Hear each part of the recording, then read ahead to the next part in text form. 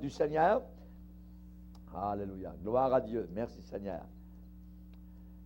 Et spécialement donc, le titre du message s'intitule ce soir « Nos périodes Patmos » et c'est la deuxième partie donc de ce grand message.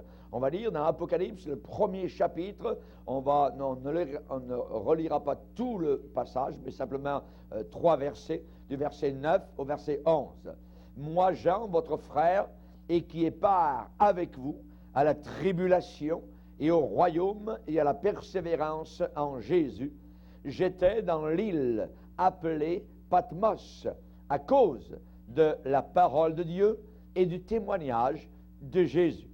Je fus ravi en esprit, ou encore enlevé en esprit au jour du Seigneur, et j'entendis derrière moi une voix forte, comme le son d'une trompette, qui disait « Ce que tu vois, écris-le dans un livre et envoie-le aux 7 églises, à Éphèse, à Smyrne, à Pergame, à Thyatire, à Sardes, à Philadelphie et à Laodicée. » Amen. Seigneur, nous sommes devant toi ce soir et nous te bénissons pour ta présence. Nous te demandons spécialement d'oindre, Seigneur, le messager qui apportera le message, qui apporte la vie à nos cœurs, l'encouragement, la consolation dans un monde qui dépérit, dans un monde dépressif, dans un monde qui est morose, dans un monde qui ne sait où se tourner. Nous savons, Seigneur, que pour nous, la cage est ouverte, le filet a été brisé et nous sommes envolés comme un oiseau libre jusqu'à toi, Seigneur. Veuille bénir ce soir ta puissante parole. Encourage ceux et celles qui vont l'écouter, Seigneur, et qu'ensemble, d'une même voix et d'un même cœur, nous puissions louanger, glorifier notre Père qui est dans les cieux. Au nom de Jésus, nous prions ces choses. Amen. Et tout le peuple dit Amen. Amen. Gloire à Dieu. Vous pouvez vous asseoir, frères et sœurs. Alléluia. Gloire au Seigneur. Que Dieu soit glorifié. Nous avons parlé dans la première partie de connaître, de reconnaître la voix de Dieu. Et je crois qu'aujourd'hui, le besoin dans l'Église aujourd'hui, eh bien, ce sont des hommes et des femmes qui vont s'imposer eux-mêmes des périodes Patmos, qui vont s'enfermer avec le Seigneur, qui vont chercher et régulièrement vont trouver, vont entendre la voix du Seigneur. Attention, évidemment, donc, à ne pas perdre le temps qui nous est donné à être de bons intendants, de bons gérants, je dirais, du temps, alors là, qui nous est accordé. Le temps passe et ne se retrouve pas. On a souvent dit, il ne sert à rien d'aller vite, il faut partir au bon moment. Vous voyez, ça ne sert à rien de courir, il faut évidemment, vous connaissez l'histoire de la tortue et du lièvre, vous voyez, le lièvre c'était une course, tout ça, au départ c'était la tortue puis le lièvre, et puis le lièvre dit, la tortue, je vais gagner facilement, tout ça, il n'y a aucun problème. Il est allé folâtrer ici et là, tout ça, il a regardé d'un œil de temps en temps la tortue, mais c'était tellement lent, ça n'avait aucun sens. Et puis après qu'il était dans les champs, qu'il folâtrait, il a vu que la tortue allait presque arriver sur la ligne d'arrivée. Et whoop, il a pris ses jambes à son cou et a foncé vers la ligne d'arrivée. Hélas, la tortue venait déjà de passer la ligne d'arrivée. Premier, la tortue. Voyez, que Dieu soit béni. Donc, pour nous, soyons un bon gérant de notre temps, chaque jour, avec le Seigneur. Maintenant, nous avons vu ce matin, évidemment, donc, que l'isolation, je dirais l'isolement de Jean sur l'île de Patmos, eh bien, a permis au Seigneur de lui révéler des choses sur la fin des temps. C'était une bénédiction. Et rappelons-nous toujours que toute chose concourt. Ça veut dire courir dans le même sens. Vous voyez, amène une conclusion pour notre bien. Toute chose. La condition à nous d'aimer le Seigneur. La Bible dit, pour tous ceux qui aiment Dieu, tout ce qui arrive, c'est pour leur bien. Ça concourt à notre bien. Ça, c'est un verset parfois inexplicable que certains chrétiens ne veulent rien savoir parce qu'ils vivent vraiment des choses très dures, très amères, très difficiles. Mais la Bible est là pour nous le dire. Ou bien c'est la parole de Dieu, ou bien ce n'est pas la parole de Dieu. Et si c'est la parole de Dieu, Dieu sait ce qu'il dit. Il ne voit pas du bas de la terre, il voit d'en haut depuis l'éternité. Amen. Et il sait ce qu'il fait. À nous, évidemment, donc, de nous confier en lui. Alléluia.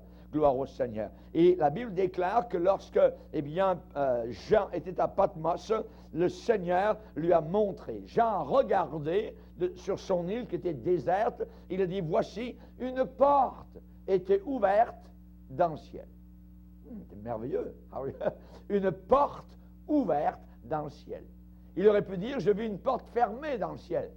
Ça aurait été déjà bien une porte, mais hélas, elle a été fermée. Mais là, il voit les deux choses. Une porte, mais une porte qui est ouverte. Alléluia. Et quand vous avez faim et que vous allez à l'épicerie et que vous arrivez devant la porte et c'est marqué fermé, voyez, vous retournez. Piteux, voyez.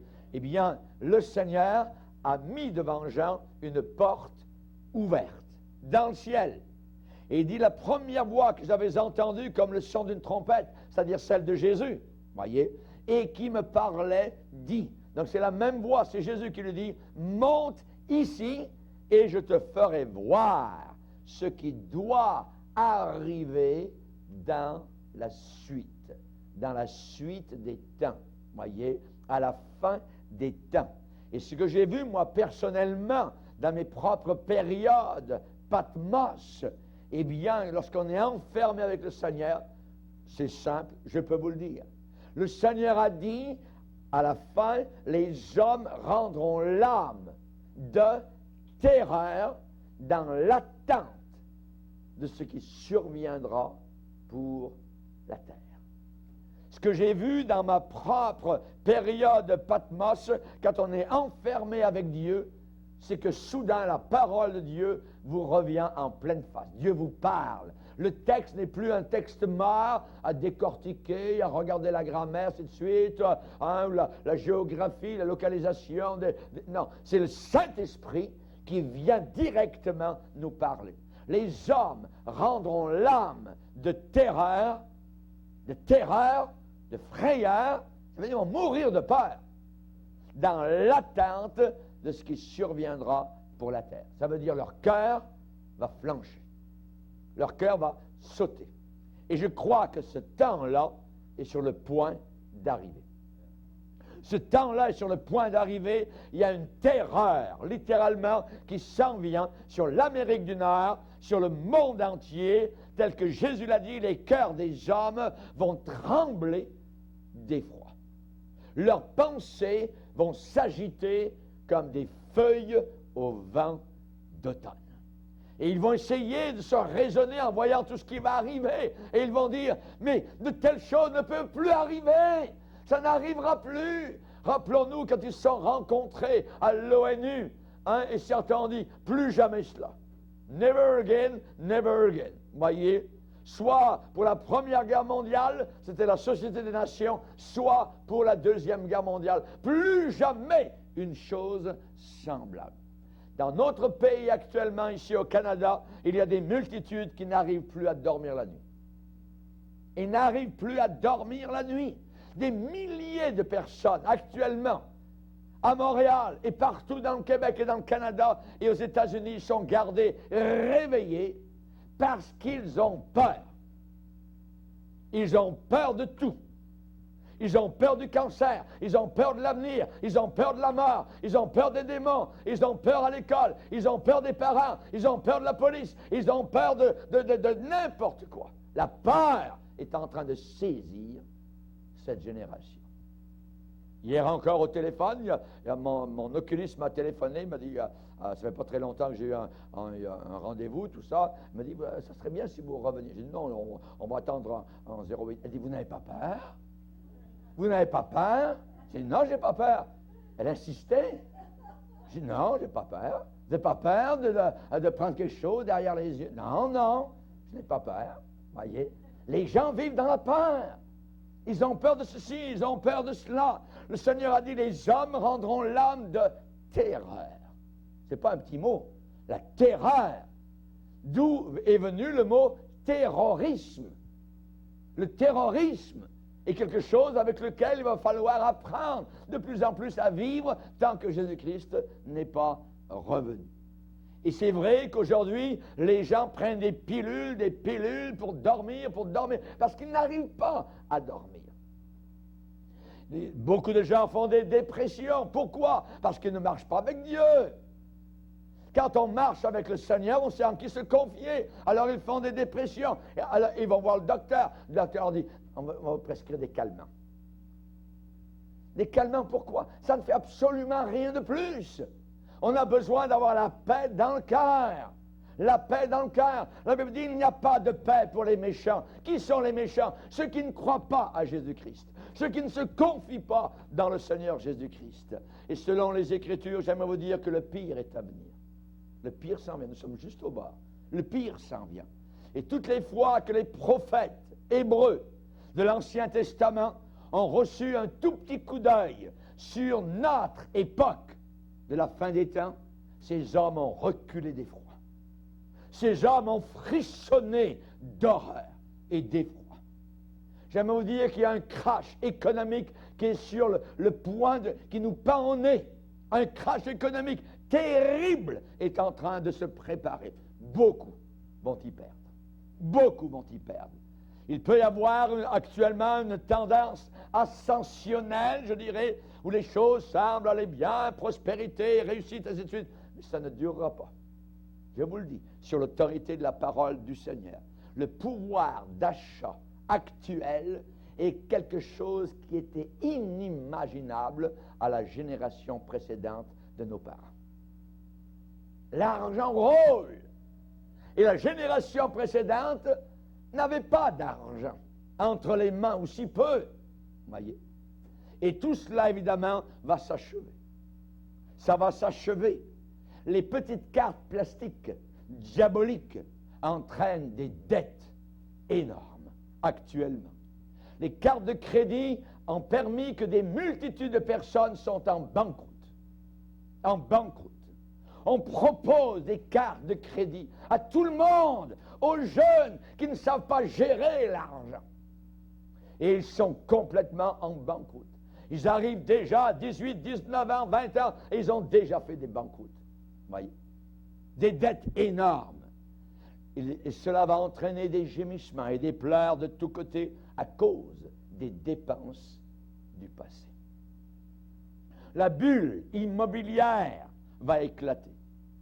Le marché sera rempli de vendeurs avec aucun acheteur.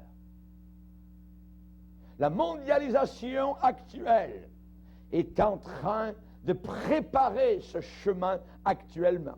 Et la parole de Dieu est bien claire lorsque Jacques, le pasteur de Jérusalem, a déclaré « À vous maintenant, riches, pleurez et gémissez à cause des malheurs qui viendront sur vous.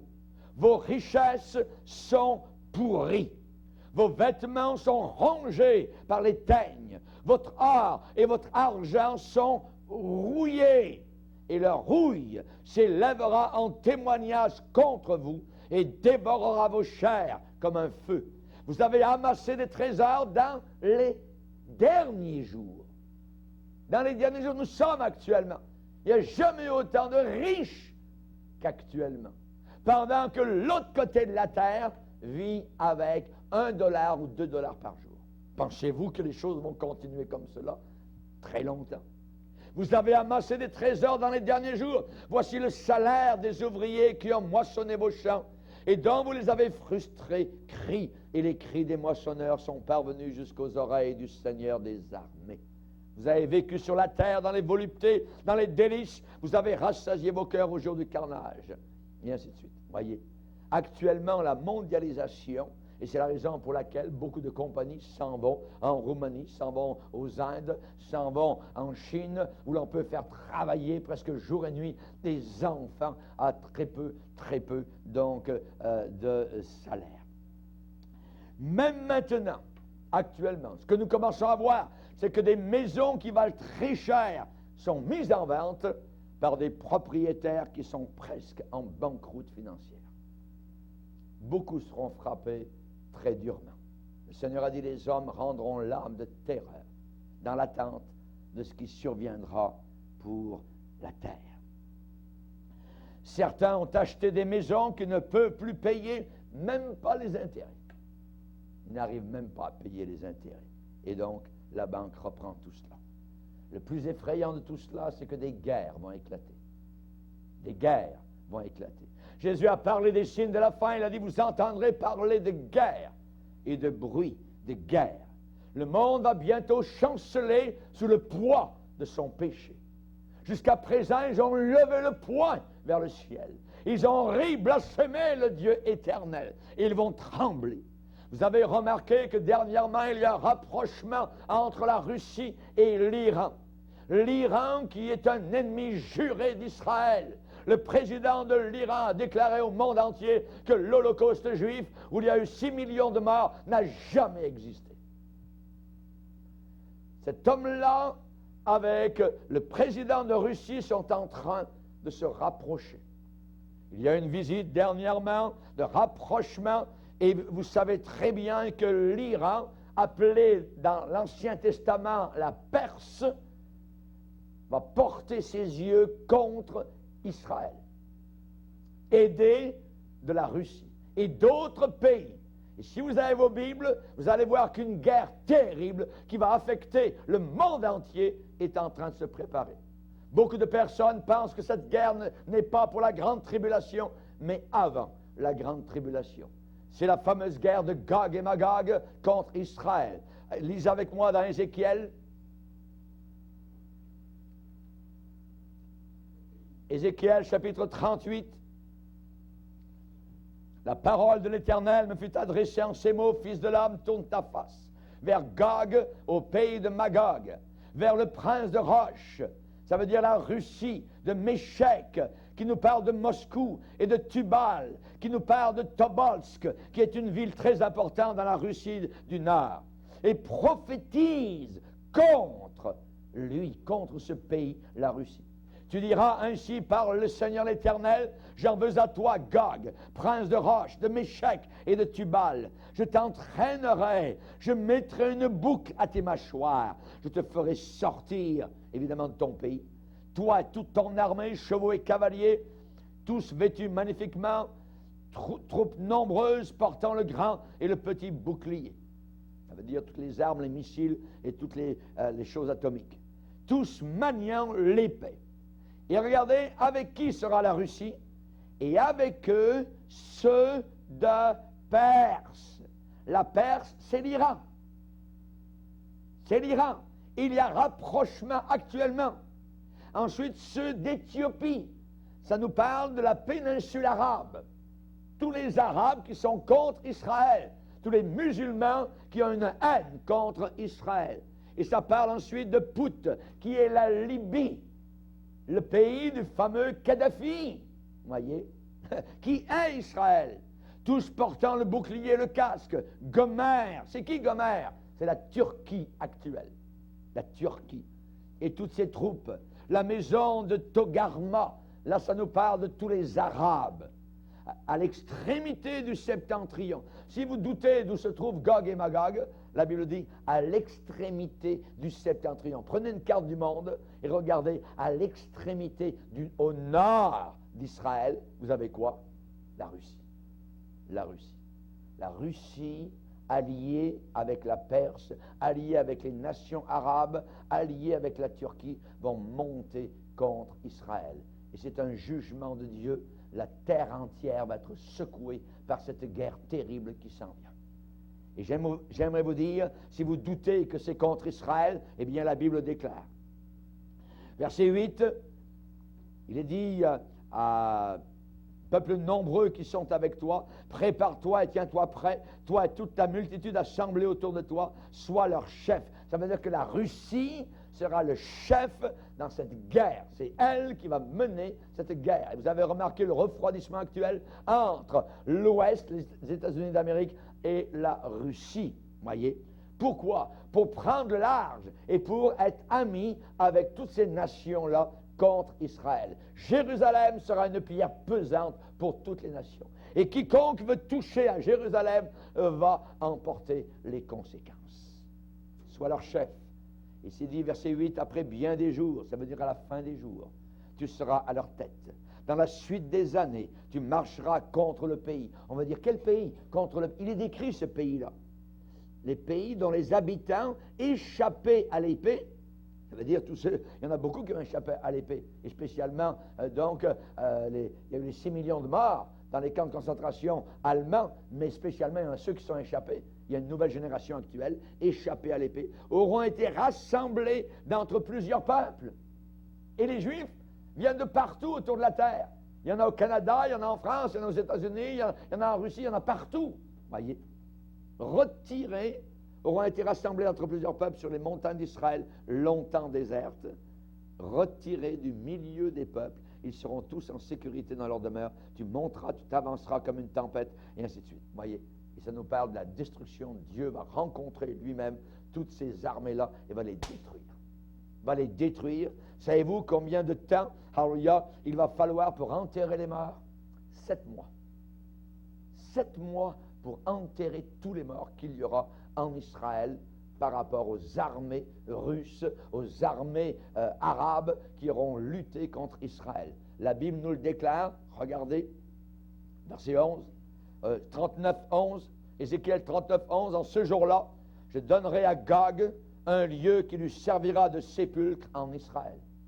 Ça veut dire la Russie va être enterrée en Israël. Il y aura des morts par milliers, par centaines de milliers en Israël. La vallée des voyageurs à l'orient de la mer. Ce sépulcre fermera le passage aux voyageurs. Et vous savez qu'actuellement, il y a beaucoup de voyageurs qui vont en Israël, à cause, évidemment, donc, du tourisme, ainsi de suite. C'est là qu'on enterrera Gog et toute sa multitude, et on appellera cette vallée la vallée de la multitude de Gog. La maison d'Israël les enterrera afin de purifier le pays, et cela durera 7 mois. 7 mois. Tout le peuple du pays les enterrera. Tous les Israélites vont participer aux enterrements pour les enterrer. Et il en aura du renom. Le jour où je serai glorifié, dit le Seigneur l'Éternel. Ils choisiront des hommes qui seront sans cesse à parcourir le pays et qui enterreront avec l'aide des voyageurs. Ah, les touristes vont aider. Alléluia. Et si vous allez en Israël et que cette guerre arrive, eh bien, vous allez aider les Israélites à enterrer les Russes, à enterrer les Iraniens, à enterrer les musulmans, et ainsi de suite.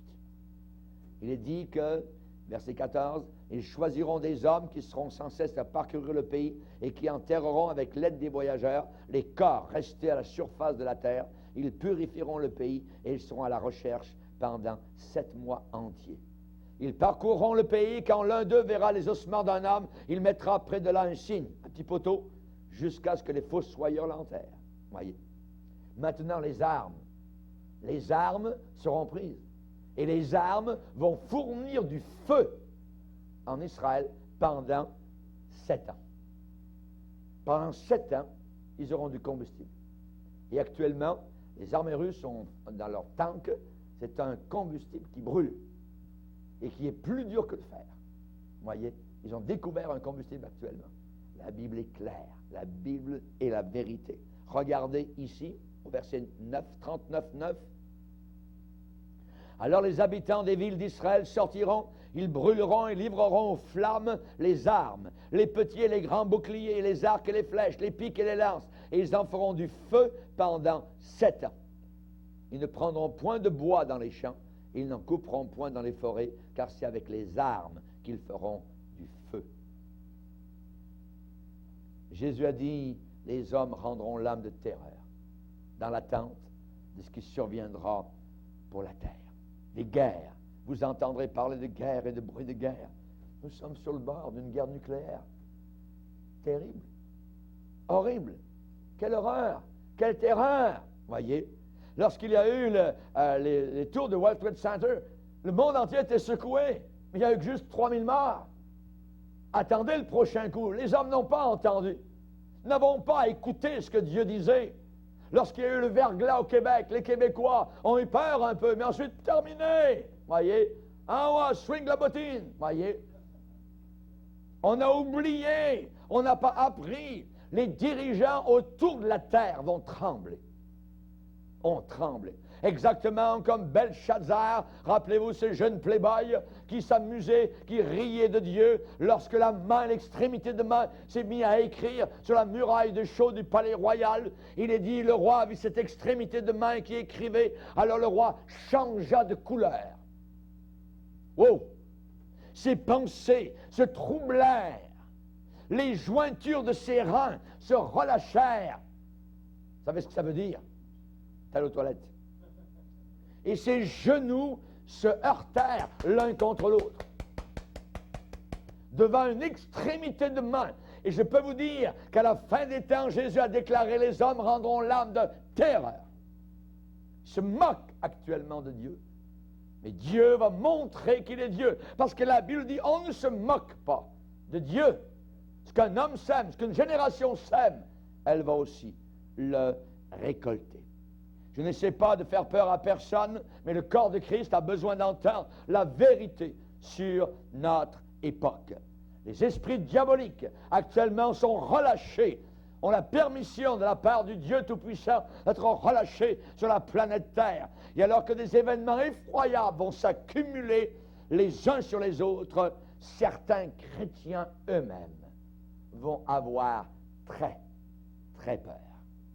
Je peux vous dire que certains que l'on appelle chrétiens vont même prendre des narcotiques comme les païens. Comme les païens. Ils vont prendre de l'alcool pour oublier. Ils vont prendre des drogues. Et d'autres vont s'adonner, je parle de chrétiens, à une sensualité de toutes sortes. Alors que la Bible dit, fuyez l'impudicité.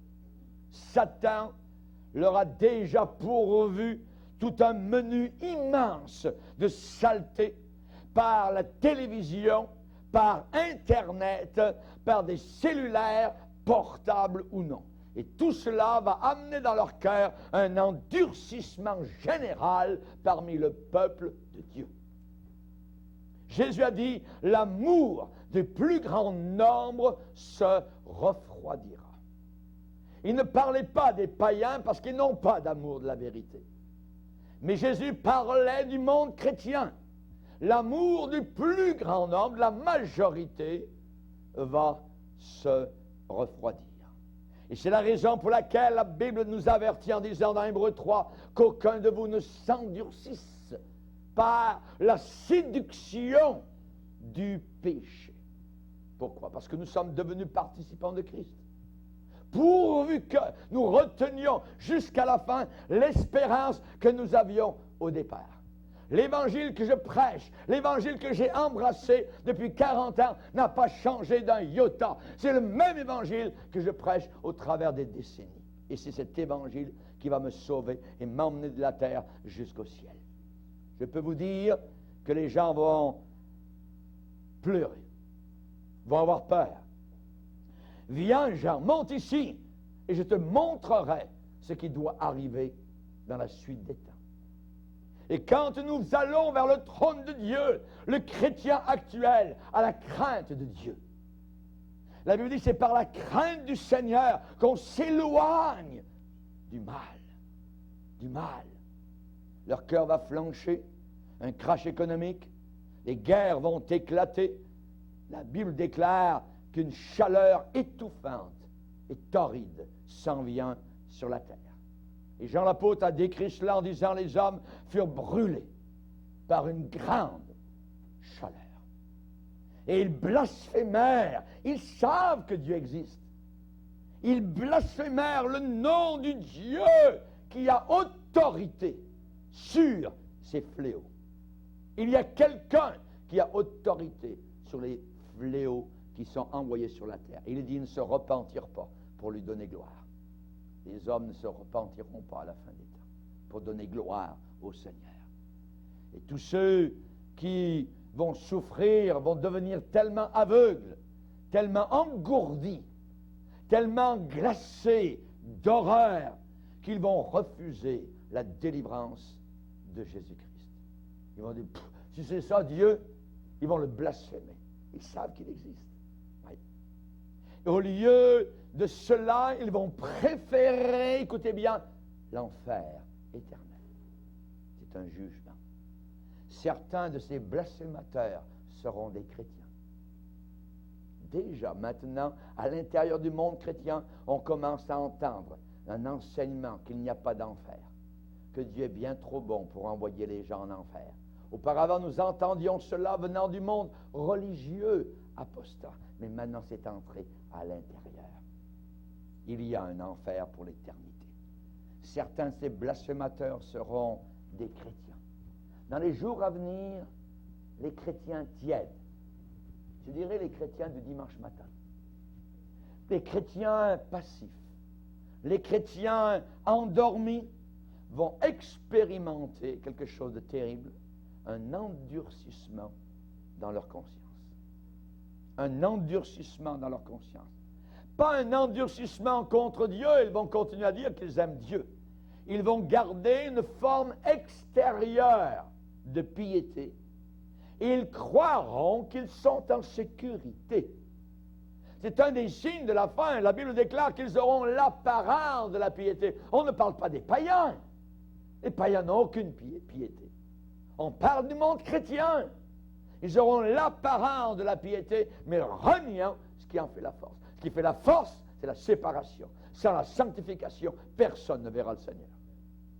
Et Dieu ne fait exception de personne. Il n'y a pas de favori, il n'y a pas de gens dans sa manche. Non, le Seigneur ne fait pas de favoritisme, absolument pas.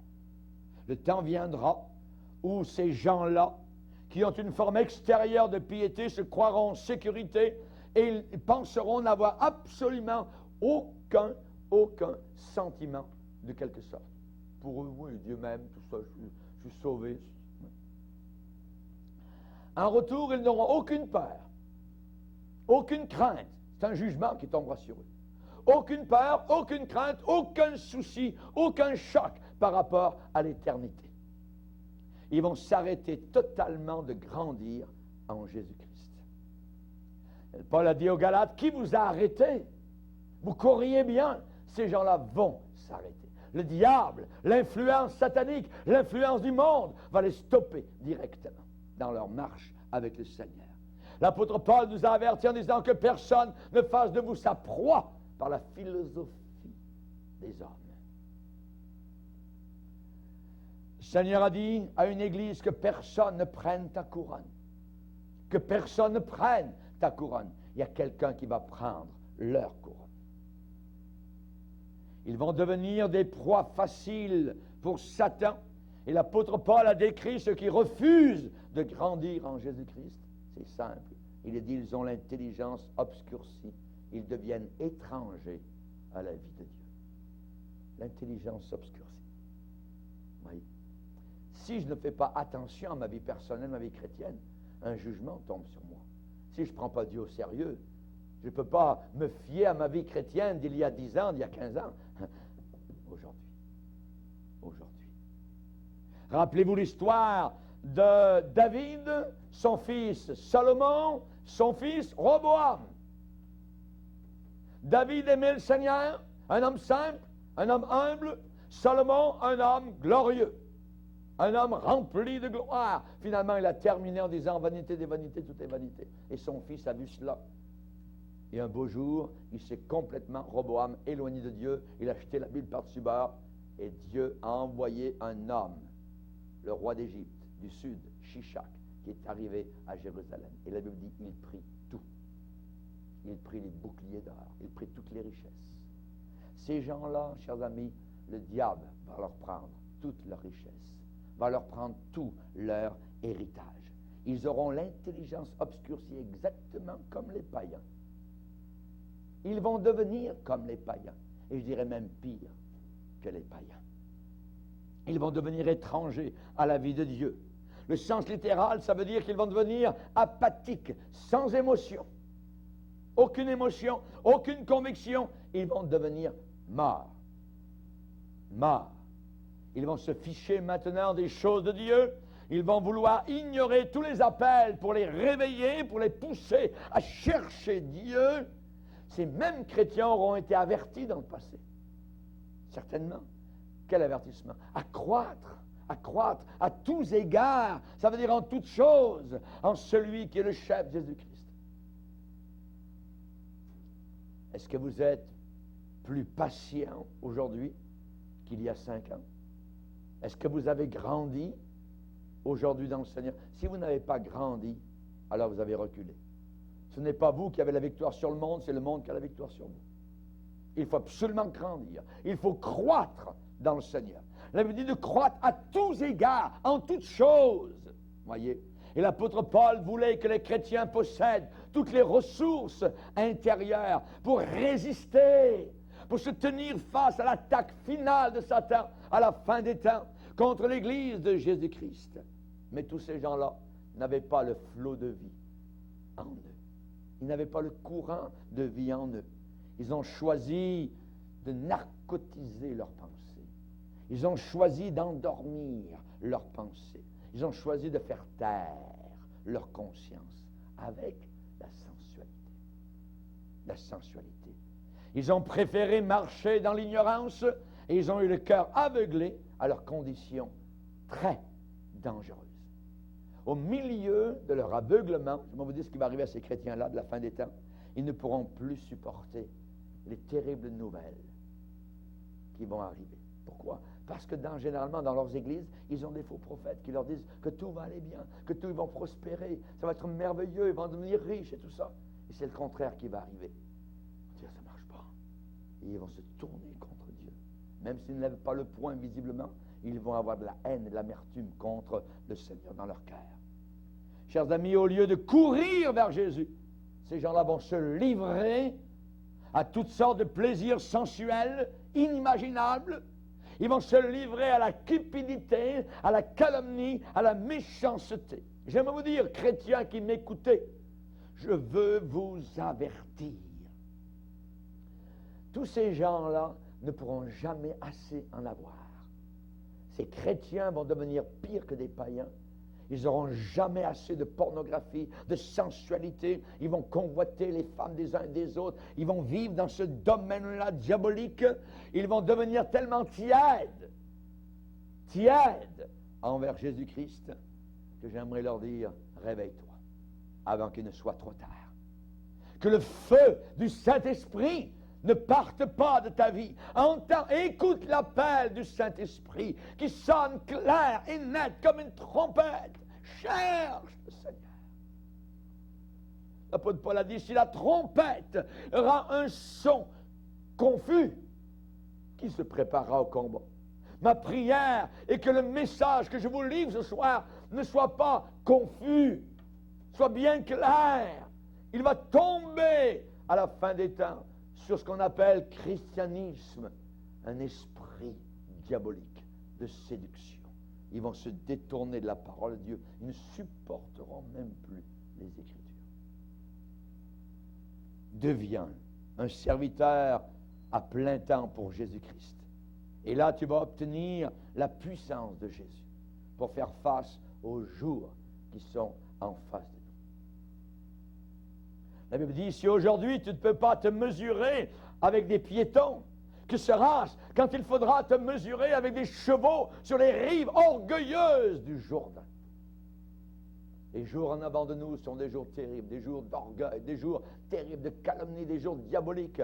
Paul l'a dit, sache que dans les derniers jours, il y aura des temps diaboliques, parce que les hommes seront égoïstes, amis de l'argent, fanfarons, hautains, blasphémateurs, rebelles à leurs parents, ingrats, et ainsi de suite. Paul est très clair, il faut chercher le Seigneur. Il faut chercher le Seigneur. Ou bien tu dois croître, grandir en Jésus-Christ, lui donnant tout, ou alors finir comme ceux que Paul a décrits dans Éphésiens 4, versets 18 à 19. Ils auront l'intelligence obscurcie. Ils vont devenir étrangers à la vie de Dieu. Et si certains continuent dans l'ignorance, alors tout sentiment envers Dieu va s'éteindre, va disparaître, va s'en aller. Ces gens-là n'auront plus aucun souci pour les choses de Dieu. Ces gens-là vont devenir un des pires des pécheurs sur terre. Et ces gens-là, qui étaient des chrétiens, vont faire des méchancetés que vous n'aviez jamais pensé possible. Attention aux chrétiens qui parlent comme des païens. Les chrétiens qui parlent comme des païens. Certains ont déjà dit, mais si tout doit tomber, si tout doit s'écrouler, on s'écroulera tous ensemble. Certains ont déjà dit, il faut que j'ai du plaisir tant que je le peux. Non, jamais! Heureux l'homme qui trouve son plaisir dans la loi de l'Éternel et qui la médite jour et nuit. Son plaisir dans la maison de Dieu jusqu'à la fin. Ces gens-là ne reconnaissent pas les signes des temps, les conditions de famine actuelles, comme Jésus l'a dit dans certaines parties du globe, les tremblements de terre, le réchauffement planétaire. Ce n'est pas les voitures, ainsi de suite, c'est un jugement de Dieu. C'est les prophéties de Dieu qui commencent à s'accomplir. Rappelez-vous le verglas 98. Rappelez-vous le feu qui a ravagé chaque année des milliers d'hectares autour de la planète Terre. Les pluies torrentielles, les typhons, les tsunamis, 300 000 personnes qui sont mortes. Et ça ne fait pas 350 ans. Dieu a parlé, Dieu parle. Et cependant, beaucoup de chrétiens ne comprennent pas le message. Nous voyons actuellement, sous nos yeux incrédules, de grands changements dans les conditions météorologiques sans précédent. Et les églises ont des prédicateurs de prospérité, de succès. Nous avons des pasteurs qui se compromettent, qui achètent leurs assemblées avec un évangile qui est totalement vidé de la croix, vidé du sang, vidé de la repentance, vidé de la profondeur, je dirais, de ce que la Bible nous a enseigné depuis des siècles. Ce n'est plus qu'un vernis épais, comme un petit vernis. Que feront-ils, tous ces gens-là, quand tout va s'écrouler? Les gens vont courir vers le pupitre. Ils vont courir vers leurs pasteurs, vers leurs enseignants. Ils vont demander des explications. Qu'est-ce qui vous arrive, pasteur? Vous nous disiez que tout allait bien. Vous nous avez égarés. Vous nous avez mal dirigés. Des églises vont fermer. Des troupeaux vont s'éparpiller. Et Dieu tiendra responsable ces ministres-là pour chacune de ces âmes désillusionnées qui vont se figer, s'engourdir à cause de leurs faux enseignements. Ils attendent de l'argent et pas d'argent. Les désespérés, les peureux vont faire une alliance avec la mort. La Bible déclare dans Isaïe 28, ceux qui sont troublés. Isaïe a décrit cela en disant, la fleur est fanée, l'éclat de sa parure a disparu comme un orage de grêle est tombé, un ouragan destructeur, une tempête. Dieu l'a fait tomber en terre avec violence, foulé aux pieds. Les sacrificateurs et les prophètes chancellent au milieu des boissons fortes. Toutes les tables sont pleines de vomissements, d'ordures. Il n'y a plus de place, entre parenthèses, propre. Tout est sale, la vomissure. Et vous dites, nous avons fait une alliance avec la mort. Nous avons fait un pacte avec l'enfer. Nous sommes d'accord avec le séjour des morts. Voilà l'engourdissement dont je parle.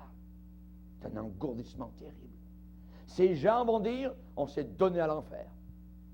On s'y voit déjà dedans. Pourquoi des gens sont capables de dire une telle chose?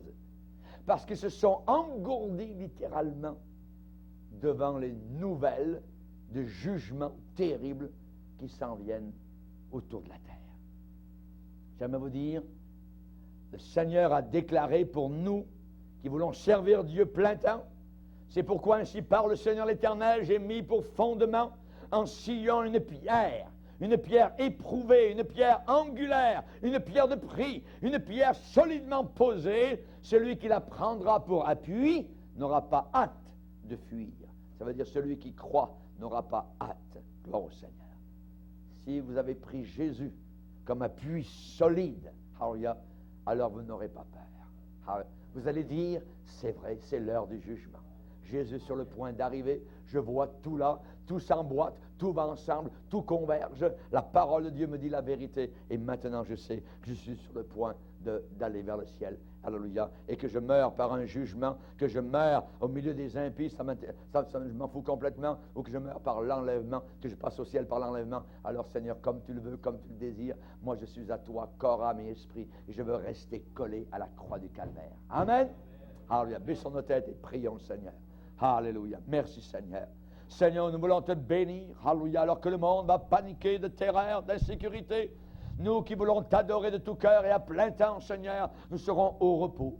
C'est toi, Seigneur, qui sera notre forteresse au milieu de la tempête. C'est toi notre rocher inébranlable. Nous voulons nous cacher en toi. Merci Seigneur, car pour nous, tu es un précieux sauveur, un précieux rédempteur, un gardien. Tu as dit que 1000 tombent à ta droite, 10 000 à ta gauche, tu ne seras pas atteint. Merci Seigneur. Alléluia. Que ton nom soit glorifié. Nous voulons continuer à croire en toi. Nous voulons continuer à te faire confiance, Seigneur, au nom puissant de Jésus-Christ, notre Sauveur. Amen. Et tout le peuple dit Amen. Amen.